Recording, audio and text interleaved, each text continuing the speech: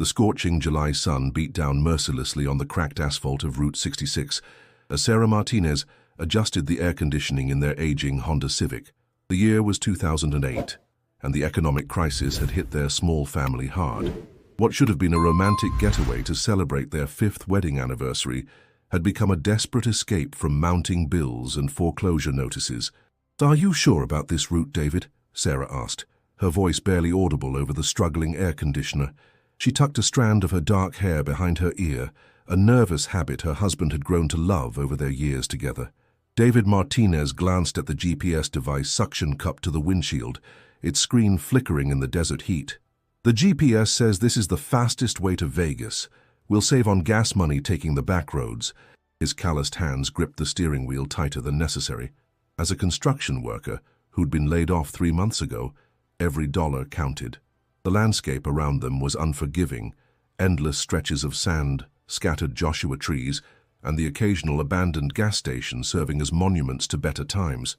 The Mojave Desert in summer was no place for a car breakdown, but their Honda had been reliable for over 150,000 miles. "Remember when we first met at that diner in Phoenix?" Sarah smiled, trying to lighten the mood. "You were so nervous you spilled coffee all over your shirt."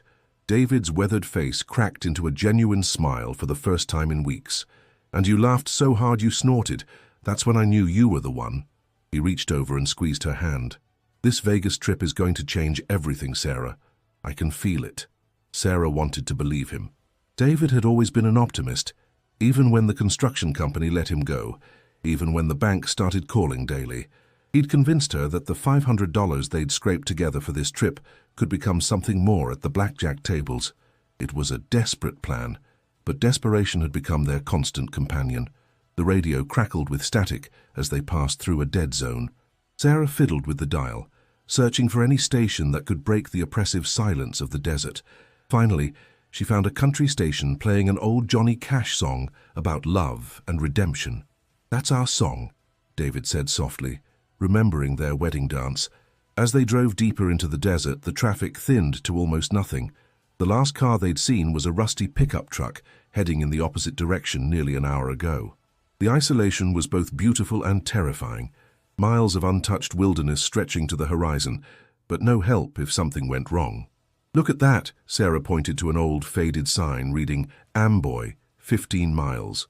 The paint was peeling, and bullet holes dotted the metal surface. "Should we stop there for gas?" David checked the fuel gauge. They had about a quarter tank left, enough to reach Vegas if they were careful. "Let's push through. I want to get there before dark."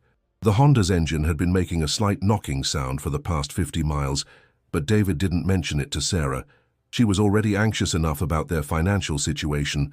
The temperature gauge was creeping toward the red zone, but the desert heat affected all cars this way, he told himself. As they passed the turnoff to Amboy, Sarah noticed a small roadside memorial, white crosses and faded flowers marking where someone's journey had ended. She shuddered and looked away, focusing instead on the road ahead. "Tell me about the house we're going to buy," she said, needing to hear about their dreams again. David's eyes lit up. 3 bedrooms, big backyard for kids someday, white picket fence just like in the movies, and a garage where I can work on cars in my spare time. He'd described this imaginary house so many times it felt real to both of them.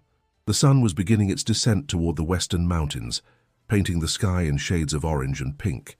In different circumstances, it would have been romantic. Now it just reminded them that darkness was coming, and they were still hours from civilization. "David, the engine sounds different," Sarah said, her voice tight with worry. He'd noticed it too. The knocking was getting worse, and the temperature gauge was definitely running hot. "It's just the heat. These old cars don't like the desert." But even as he said it, David felt a knot forming in his stomach. They were in the middle of nowhere, with no cell phone signal and limited water. The nearest town was miles behind them, and Vegas was still hours away. The Honda suddenly lurched, and the engine made a grinding sound that sent ice through David's veins despite the desert heat. He eased off the accelerator, hoping to nurse the car a few more miles, but the grinding grew louder. "David!" Sarah's voice was small and scared. "It's okay, baby, we're going to be okay." But as he spoke, white steam began pouring from under the hood, and the temperature gauge buried itself in the red zone. Stranded. The Honda Civic rolled to a stop on the shoulder of Route 66 with a final mechanical death rattle. Steam billowed from under the hood like a geyser, and the silence that followed was deafening. David turned the key, but the engine didn't even attempt to turn over. "Shit," he muttered, immediately apologizing to Sarah for his language. Even in crisis, old habits died hard. Sarah was already reaching for her cell phone, but the screen showed the same message it had for the past hour. No service. The nearest cell tower was probably 50 miles away, and they might as well have been on the moon. David popped the hood and stepped into the furnace-like heat. The temperature had to be over 110 degrees, and the asphalt was soft under his work boots. Steam hissed from the radiator, and he could see coolant pooled beneath the car. The engine block was cracked, a death sentence for any vehicle, especially one worth less than the repair would cost. "How bad is it?" Sarah asked, though his expression already told her everything she needed to know. "We're not driving out of here," David said quietly. He looked both ways down the empty highway. In the distance, heat mirages made the asphalt appear to ripple like water. "But someone will come by. This is Route 66, there's always traffic." They'd been stranded for 20 minutes when Sarah noticed how quickly the sun was setting. In the desert, twilight was brief, and darkness came fast. The temperature would drop, but not for hours yet. "We should stay with the car," David said, trying to sound confident. "That's what they always say. Stay with your vehicle." Sarah nodded, but her mind was racing. They had 2 bottles of water, some granola bars, and the clothes on their backs. David was wearing jeans and a t-shirt. She had on shorts and a tank top. Neither was dressed for a desert night, when temperatures could drop 40 degrees. The first car to pass was a semi-truck heading east.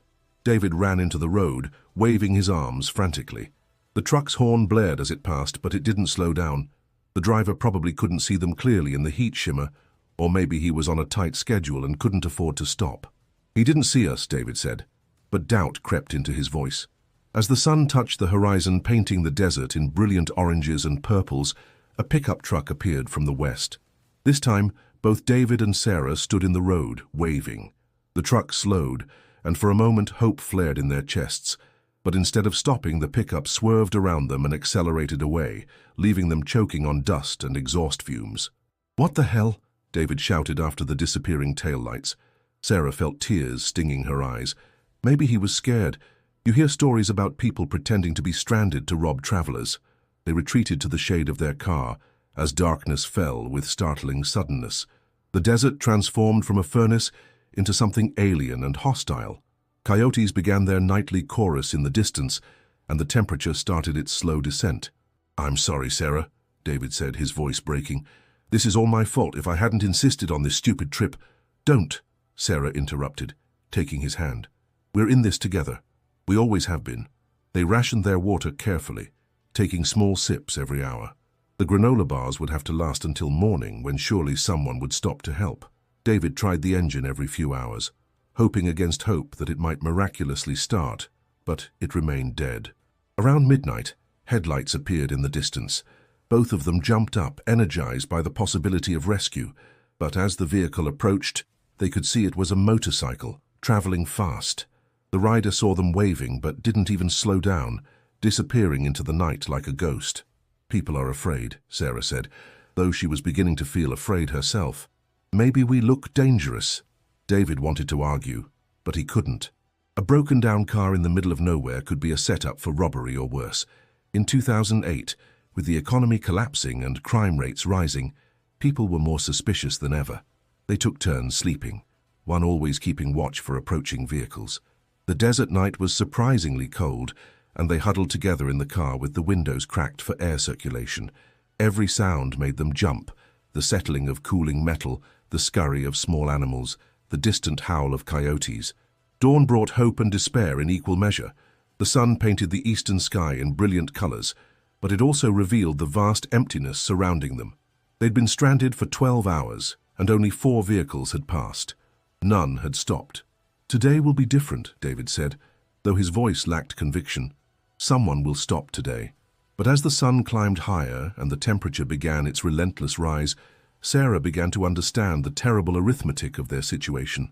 They had maybe a day's worth of water left, no food except the granola bars, and no way to signal for help except standing in the road and hoping. The desert heat was already becoming unbearable, and it wasn't even noon yet. The decision. By the third day, their water was gone. David had tried everything he could think of. He'd attempted to flag down the few passing vehicles with increasingly desperate gestures. He'd tried to fix the Honda with the basic tools in the trunk, knowing it was hopeless but needing to do something. He'd even considered walking to Amboy, but 15 miles in desert heat without water was suicide. Sarah's lips were cracked and bleeding. Her skin was sunburned despite their efforts to stay in the car's shade. The granola bars were long gone, and hunger gnawed at their stomachs with increasing intensity. "We can't stay here," Sarah whispered, her voice barely audible. "We're going to die if we stay here." David knew she was right, but every survival guide said the same thing: stay with your vehicle. It was easier to spot than two people walking, and it provided shelter. But their shelter was becoming an oven as the July sun beat down mercilessly. "Maybe tonight," David said. "When it cools down, we could try walking back to that last town we passed." But they both knew that town was over 30 miles behind them, and they'd seen no water sources along the way. Without water, they might make it 5 miles before collapsing. That afternoon, a California highway patrol car appeared in the distance. David and Sarah stumbled into the road, waving frantically, screaming until their voices gave out. The patrol car was traveling fast, and by the time the officer saw them, he was already past their position. They watched in horror as the brake lights came on, then went off again as the car continued east without stopping. "He saw us," Sarah sobbed. "He saw us and kept going." David felt something break inside him. Maybe the officer was responding to an emergency call. Maybe he thought they were trying to scam him. Maybe he just didn't care. It didn't matter now. As the sun set on their third day, they made the decision that would seal their fate. "We have to try walking," David said. "At night, when it's cooler, we'll follow the road back toward Amboy." Sarah nodded weakly. She'd been thinking the same thing. Staying meant certain death. Walking might mean death too, but at least they'd be doing something. They waited until full darkness, then began their journey. The asphalt was still warm under their feet, but the air temperature had dropped to a bearable 90 degrees. They walked slowly, conserving energy, stopping frequently to rest. After 2 hours, they'd covered maybe 3 miles. Sarah was struggling, her breathing labored and her steps unsteady. David was in better physical condition, but the lack of water was affecting him too. His head pounded, and his vision occasionally blurred. "I can't," Sarah gasped, collapsing beside the road. "I can't go any further." David knelt beside her, his heart breaking. In the starlight, he could see how pale she'd become, how sunken her eyes were. She was dying, and there was nothing he could do to stop it. "Rest here," he said. Though he knew they couldn't afford to rest, every minute they delayed was a minute closer to the killing heat of dawn. "I'll carry you if I have to." But they both knew he didn't have the strength. He was barely able to walk himself. They managed another mile before Sarah collapsed again. This time she couldn't get up. David tried to lift her, but his legs gave out and they both fell to the sandy shoulder of the road. "Leave me," Sarah whispered. "Go get help." "Never," David said fiercely. "We stay together. We've always stayed together." As dawn approached, they found a small outcropping of rocks that provided minimal shade. They huddled together, sharing what little coolness they could find. The sun rose like a malevolent eye, and the temperature began its inexorable climb. By noon, they were both delirious. David hallucinated that rescue vehicles were coming, only to realize he was seeing heat mirages. Sarah spoke to her mother, who had died 3 years earlier, carrying on conversations that made perfect sense to her, but were gibberish to David. "I love you," she whispered during a moment of clarity. "Whatever happens, I love you." "I love you too," David replied, his voice barely a croak. They held hands as the desert heat reached its peak. In the distance, a dust devil danced across the landscape like a ghost. No cars passed, no planes flew overhead. They were alone in the vastness, two tiny figures against the immensity of the Mojave. As the sun began its descent on their 4th day in the desert, Sarah stopped responding to David's voice. Her breathing became shallow and irregular. David tried to wake her, but she was beyond hearing. She died as the sun touched the western mountains, her hand still clasped in his. David held her body as darkness fell, his mind fractured by grief and dehydration. He spoke to her as if she could still hear him, telling her about the house they would never buy, the children they would never have, the life they would never live. Sometime during the night, as coyotes called in the distance and stars wheeled overhead in their ancient patterns, David Martinez closed his eyes for the last time. Discovery present day, July 2024. The metal detector's insistent beeping cut through the desert silence like an alarm clock. Jake Morrison, a retired police detective turned treasure hunter, wiped sweat from his forehead and squinted at the device's display. 16 years of searching the Mojave for lost artifacts and forgotten history had taught him to distinguish between bottle caps and genuine finds. This signal was different, deeper, more substantial. "What have you got there, Jake?" called his partner, Maria Santos, a local historian who documented their discoveries for the county museum. Jake knelt in the sand beside a weathered Joshua tree about 50 yards from the old Route 66 asphalt. The desert had reclaimed much of this stretch over the years, with sand drifts covering the shoulder and creeping onto the roadway itself.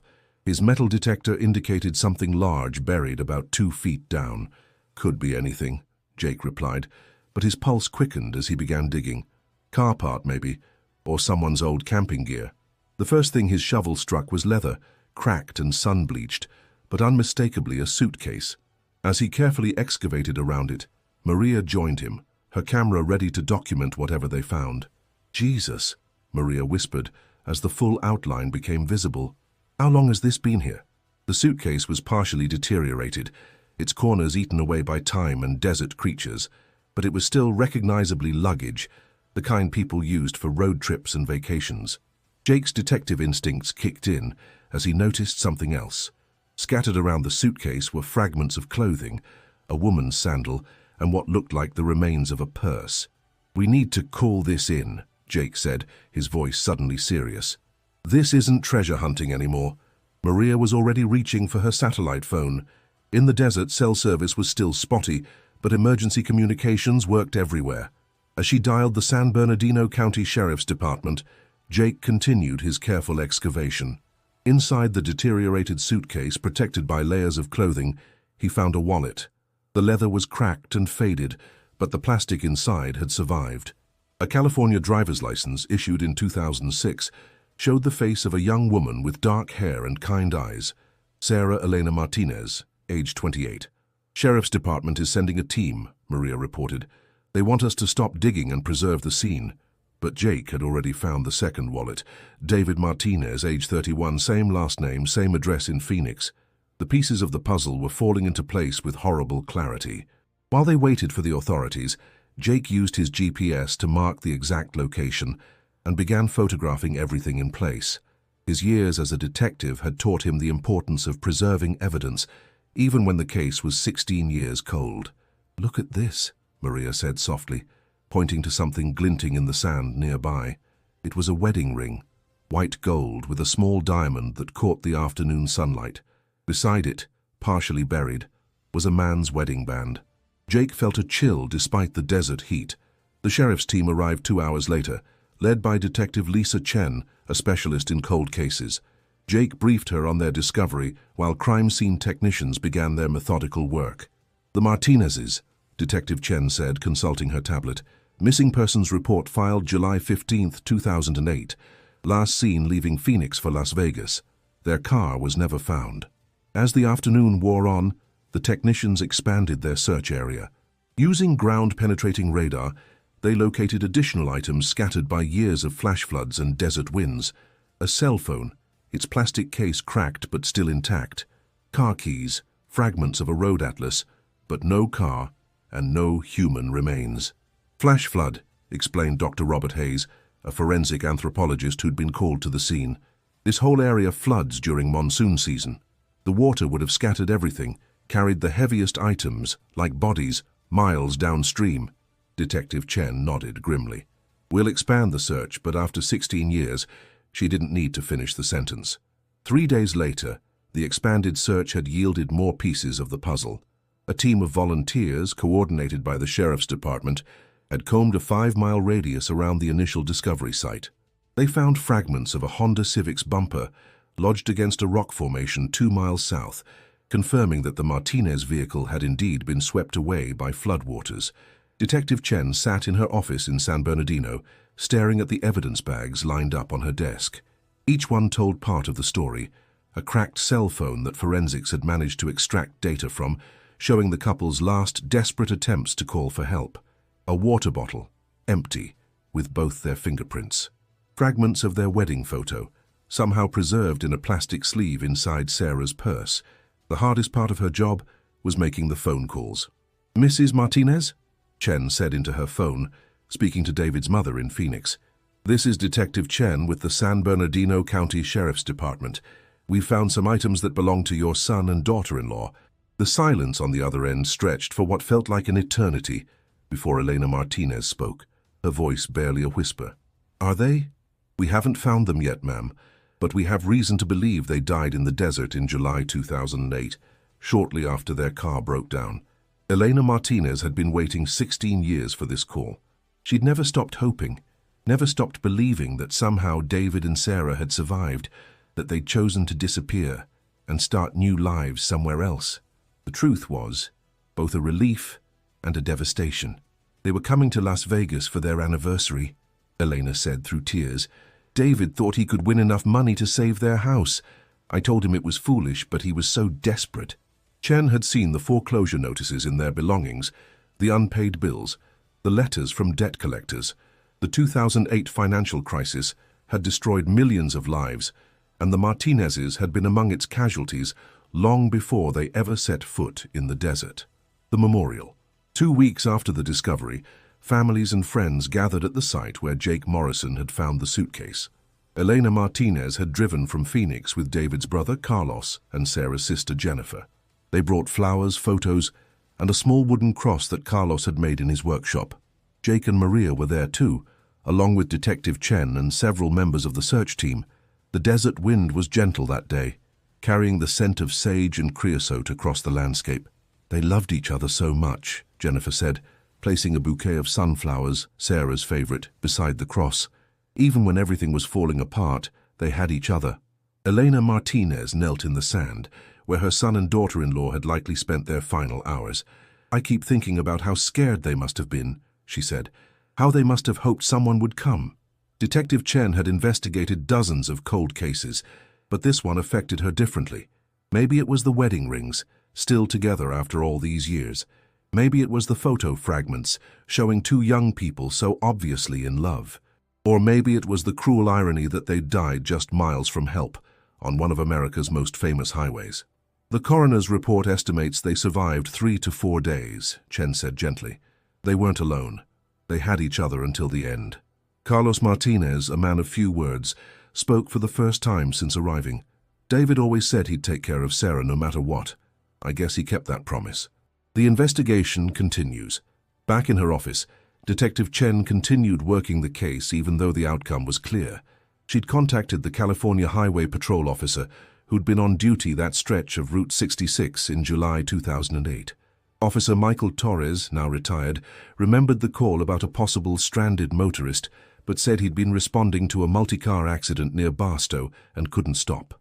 "I think about it sometimes," Torres told her over the phone. "You always wonder about the calls you can't take, the people you can't help. If I'd known." Chen also tracked down the semi-truck driver who'd passed the Martinezes on their first day. He was still driving, now in his 60s, and he remembered the incident clearly. "I saw them waving," he said, his voice heavy with regret, "but I was behind schedule, and you hear stories about people setting up fake breakdowns to rob truckers. I radioed it into the highway patrol, but I guess they were busy with other calls." The system had failed David and Sarah Martinez in small ways that added up to a tragedy. No single person was to blame, but the cumulative effect of fear, bureaucracy, and bad timing had cost 2 lives. The forensic evidence, Dr. Hayes, the forensic anthropologist, had spent weeks analyzing the scattered evidence. His report painted a detailed picture of the couple's final days. The pattern of their belongings suggested they'd initially stayed with their car, then attempted to walk back towards civilization when their situation became desperate. "Based on the distribution of items and the known flood patterns in this area," Dr. Hayes explained to Detective Chen, "I believe they made it approximately 3 miles from their vehicle before succumbing to dehydration and heat exposure." The 2008 monsoon season was particularly severe, which explains why their remains were never found. The cell phone data told its own story. David had attempted to call 911 17 times over 3 days, but the calls never connected due to lack of signal. Sarah had tried calling her sister, her mother, even their old neighbors in Phoenix. The last attempted call was made on their 4th day in the desert, just hours before the phone's battery died. Closure. 6 months after the discovery, Detective Chen received a letter from Sarah Martinez. The family had used the insurance money from David's construction job, money they'd never been able to claim because he was missing, not confirmed dead, to establish a scholarship fund for young couples facing financial hardship. "We can't bring them back," Elena wrote, "but maybe we can help other young families avoid the desperation that drove David and Sarah into the desert." Jake Morrison had stopped treasure hunting in the Mojave. The discovery of the Martinez belongings had changed something fundamental in him. Instead, he now volunteered with desert rescue organizations, using his knowledge of the terrain to help search for missing hikers and travelers. "The desert doesn't care about your dreams," he told new volunteers during training sessions. "It doesn't care about your problems or your plans. It only cares about whether you're prepared to survive it." Maria Santos had written a book about the case titled The Last Mile, Love and Loss on Route 66.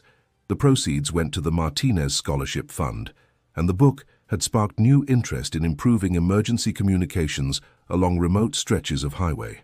The highway today, that stretch of Route 66 near Amboy, looks much the same as it did in 2008. The desert has reclaimed more of the asphalt, and the old roadside markers are even more faded. But there are differences. New emergency call boxes every 10 miles, solar-powered and satellite-connected, better cell tower coverage, and a small memorial plaque installed by Caltrans that reads, "In memory of David and Sarah Martinez, and all travelers who found their journey's end in the Mojave Desert. Drive safely, carry water, and never travel alone." The plaque doesn't tell their whole story, how they'd met at a diner in Phoenix, how they danced to Johnny Cash at their wedding, how they dreamed of a house with a white picket fence. It doesn't mention the economic crisis that had driven them to desperation, or the series of small failures that had left them stranded in one of the most unforgiving places on Earth. But it serves as a reminder that every car that passes carries someone's hopes and dreams, someone's love story, someone's future. And sometimes, despite our best efforts and deepest love, those stories end too soon. Detective Chen still drives that stretch of highway sometimes, usually late at night when the desert is cool and the stars are bright. She thinks about David and Sarah Martinez, about their final hours together, about the love that sustained them even as their bodies failed. The desert keeps its secrets, but sometimes it gives them back, and sometimes that's enough. If this story moved you, please give this video a thumbs up and subscribe to our channel for more incredible true stories from across America. The mysteries of Route 66 run deep, and we're just getting started uncovering them. Hit that notification bell so you never miss our latest investigations, and let us know in the comments what story you'd like us to explore next. Until next time, drive safely and remember, sometimes the road less traveled holds secrets we're not meant to find.